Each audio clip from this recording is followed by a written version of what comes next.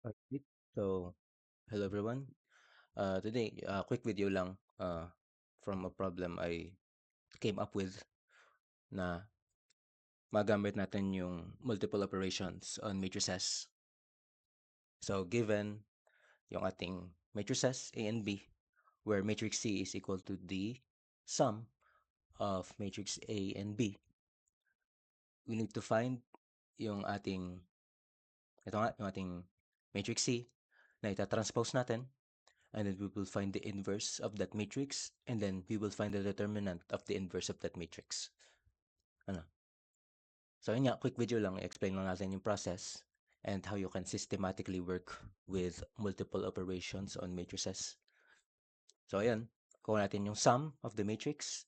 So that is just yung ating position per position. Ano? So we get the sum, makita natin dito, given by this matrix. And then to transpose that matrix, we will just have to turn yung ating rows into our columns and vice versa. Ano? So, makita natin, itong ating 5, 9, and -2 na column, it became the row. And you do the same with all the other ones. And then, kukuha natin yung determinant. Since, para makuha natin yung inverse, we will use the adjoint method. Pero kung gusto mo naman, gamitin mo yung elementary row operation. Pero, since we lack zeros here, medyo mahirap i-transform yung ating matrix into an identity matrix. So, pick your poison, ika nga. So, by basket method, or you can just use the calculator to check, yung ating determinant ng C is -611. And then, kuhatin natin yung inverse of the matrix. So, ang unang step is, kuha natin yung cofactor matrix. So, we have the sign conventions here na para mas mapadali. And then, yung ating pagkuha ng cofactor matrix is yung minor. Ano? So, dito, halimbawa, kuha tayo ng pivot point, let's say 5, and then we slice through the columns and rows, yung matitira, yung determinant nun, yun yung ating magiging element ng matrix, okay? Ayan.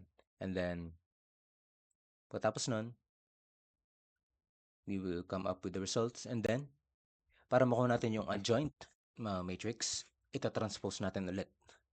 Okay? And then after transposing, yung ating rows and columns is magkakabaliktad na naman. We can finally get the inverse by dividing the whole matrix by the determinant. Ano? And then we divide everything by -611. And then after that, we can do the basket method again. You can do the pivotal method, whatever you like, cofactor expansion, para makuha yung ating determinant, which would be -1.6367 times 10 to the -3. So yan, it follows a systematic process, as you can see.